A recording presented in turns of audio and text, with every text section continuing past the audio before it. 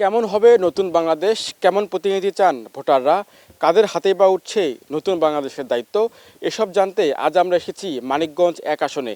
এই আসনটি দৌলতপুর, ঘিওর এবং শিবালয় মিলে গঠিত মানিকগঞ্জ ১ আসন। আমরা এই আসনে জানবো ভোটারদের আশা আকাঙ্ক্ষা এবং প্রত্যাশার গল্প, সে সঙ্গে জানবো সংকটের গল্প, সে সঙ্গে জানবো যে ভোটাররা আগামী নির্বাচনে কেমন জনপ্রতিনিধি চাইছে। তা আপনাকে দিয়ে একটু শুরু করতে চাই যে আগামী যে ১২ই ফেব্রুয়ারি নির্বাচন, এই নির্বাচনে আপনারা কেমন জনপ্রতিনিধি চান?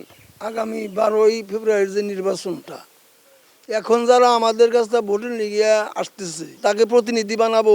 আমাদের দুঃখের সময় যে থাকবে, সুখের সময় সে থাকবে। আমাদের কৃষকদের বীজ রোপণ করার সময় আমাদের তৈদ নিবে, সার দেওয়ার সময় তৈদ নিবে, এমন বিদ্যুতেরও পরিস্থিতি তারা জানবো। তাই আমরা প্রতিনিধি করিয়া আমরা বানাবো। সার বীজ ঠিক মতন দিবে, বিদ্যুৎ থাকে না বিদ্যুৎ দিবে, তাইরে আমরা প্রতিনিধি বানাবো। ছোট ছোট বাচ্চারা ওই মাদক সেবন করে, তে আমাদের প্রতিনিধির কাছে এটাই অনুরোধ, জানি মাদক মুক্ত চাই। ধন্যবাদ আপনাকে। দর্শক, আমরা রয়েছি মোহনা টেলিভিশনের নিয়মিত আয়োজন ভোটের মোহনায়।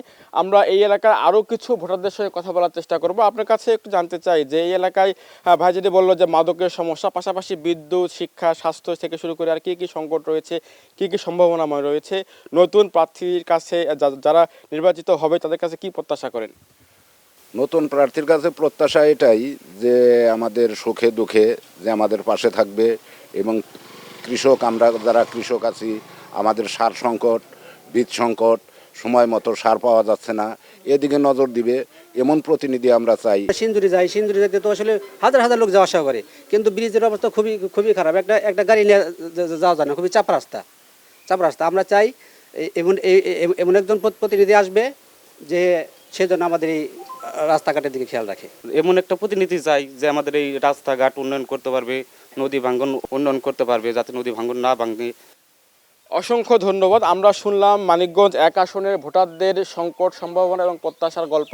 এই এলাকার ভোটাররা বলছেন যে আগামী ১২ই ফেব্রুয়ারি নির্বাচন যাতে অবাধ, সুষ্ঠু, নিরপেক্ষ এবং অংশগ্রহণমূলক হয় এবং একটি ভোটেরও যাতে মূল্য থাকে, সেই প্রত্যাশায় তারা করছেন। এখন দেখার অপেক্ষা আগামী ১২ই ফেব্রুয়ারি নির্বাচন যেটি আসছে সেটি কেমন হয়। এবং এই এলাকায় প্রার্থী মোট ৭ জন, এবং এই ৭ জন প্রার্থীর মধ্যে তারা একটি প্রার্থী বেছে নেবেন যারা এই এলাকায় জনপ্রতিনিধি হিসাবে এলাকার বিদ্যুৎ, শিক্ষা, স্বাস্থ্য খাত, অবকাঠামো উন্নয়ন থেকে শুরু করে সব কিছু উন্নয়নে অবদান রাখবেন। তো আমরা এই প্রত্যাশায় রইলাম।